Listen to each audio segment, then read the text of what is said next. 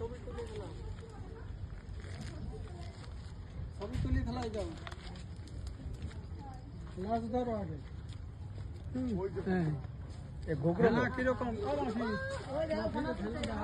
দেখুন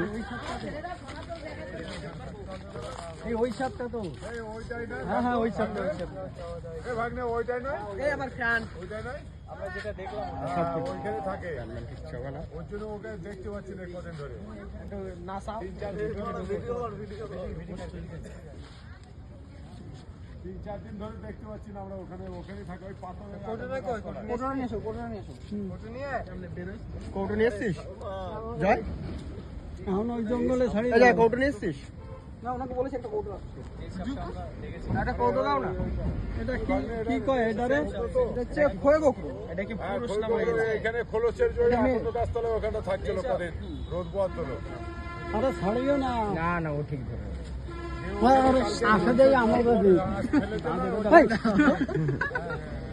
কালকে মাংসের জল আশপাশ কাজ করতেছি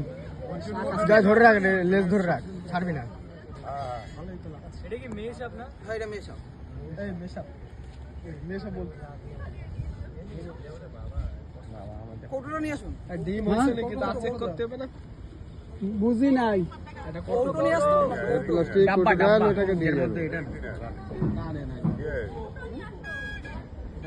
এটা খই গোগরো তো এটা খই গোগরো বাস তারপরে নিয়ে যাও একে ইংলিশে বলা স্পেকটিক্যাল কোবরা এর একটা জোড়া আছে সাপ জোড়ায় থাকে না সাপ জোড়ায় থাকে না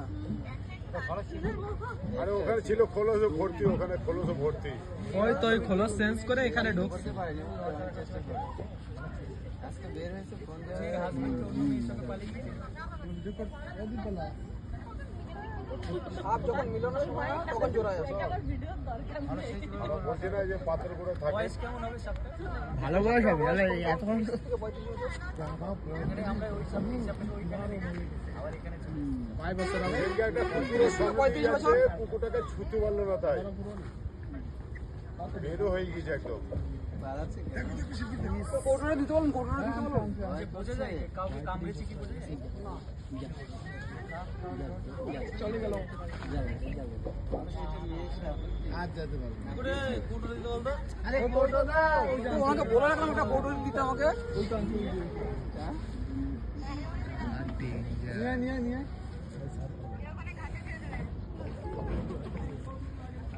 এই যে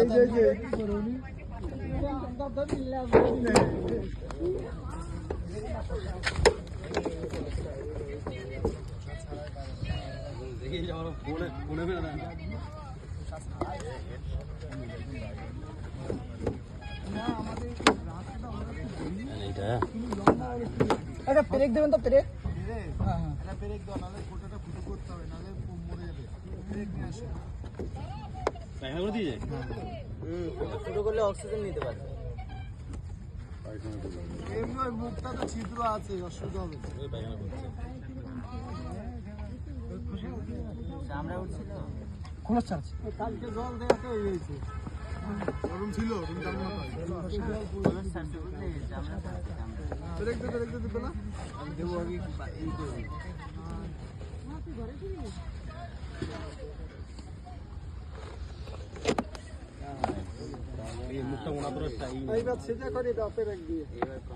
ছিদ্র করা যেত ঢাকনি মুখগুলো ছিদ্র করা যেত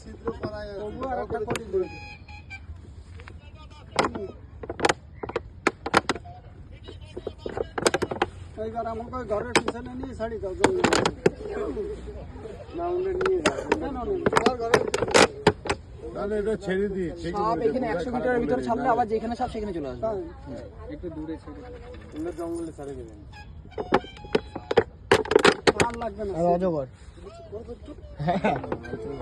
এটা অজগর রে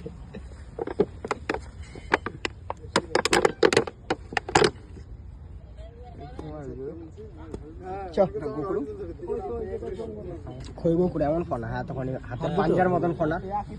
একটু জল দিন হাত ধুই